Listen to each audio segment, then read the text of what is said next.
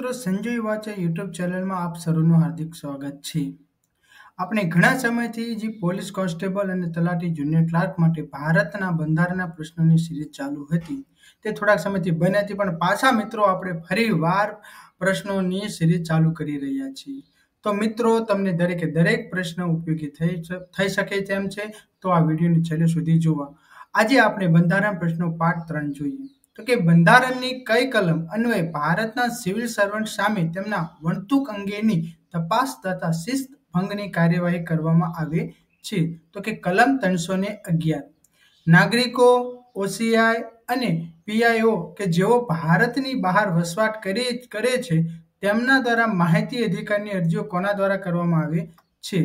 તો ત્યાં હાઈ કમિશનને માહિતી અધિકારીની અરજી કરવાની રહેશે.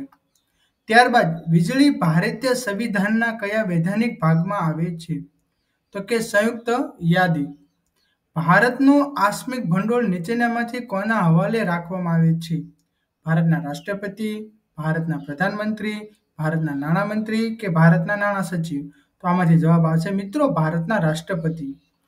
રાષ્ટ્રપતિ કોઈપણ કાયદાના અમલમાંથી મોટા બંદરો અને વિમાન મથકોને જાહેરનામાથી બાકાત રાખી શકે તેવી જોગવાઈ ભારતના સંવિધાનમાં કયા અનુચ્છેદ હેઠળ કરવામાં આવેલ છે? તો મિત્રો અનુચ્છેદ 364. સંઘ અને દરેક રાજ્ય સરકાર અનુસૂચિત જાતિઓને અસર કરતી તમામ મહત્વની નીતિ વિષયક બાબતો અંગે અનુસૂચિત જાતિઓ માટેના રાષ્ટ્રીય આયોગ સાથે પરામર્શ કરશે તેવી જોગવાઈ ભારતના સંવિધાનમાં કયા અનુચ્છેદમાં કરવામાં આવી છે? તો અનુચ્છેદ મિત્રો 338(9).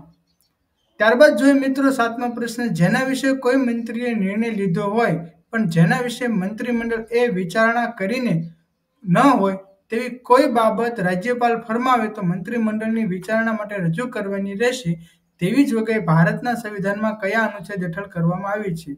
તો અનુચ્છેદ 167.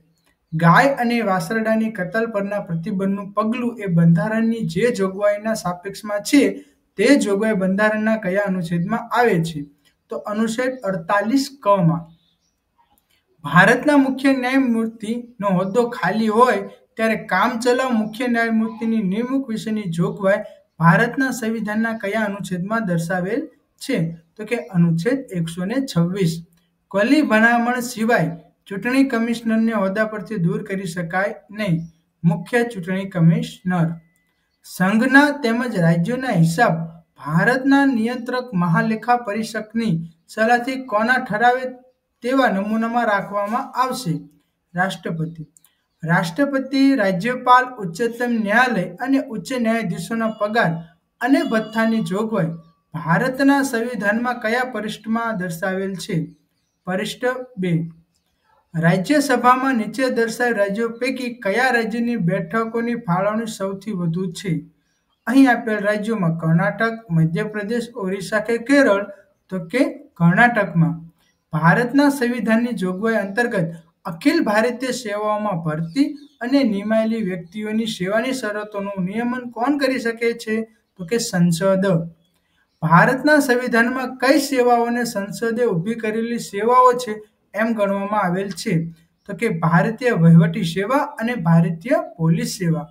રાષ્ટ્રપતિની ચૂંટણી રીત ભારતના સંવિધાનમાં કયા અનુચ્છેદમાં આપવામાં આવેલ છે? તો કે અનુચ્છેદ 55.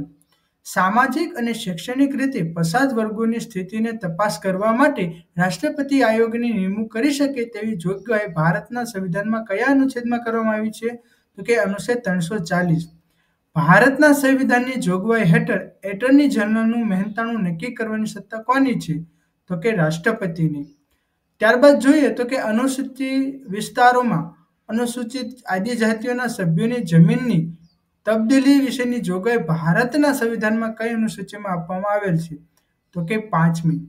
રાજ્ય જાહેર સેવા આયોગના સભ્યોને તેઓના પદ પરથી દૂર કરવાની સત્તા ભારતના સંવિધાન હેઠળ કોને છે? તો કે રાષ્ટ્રપતિને.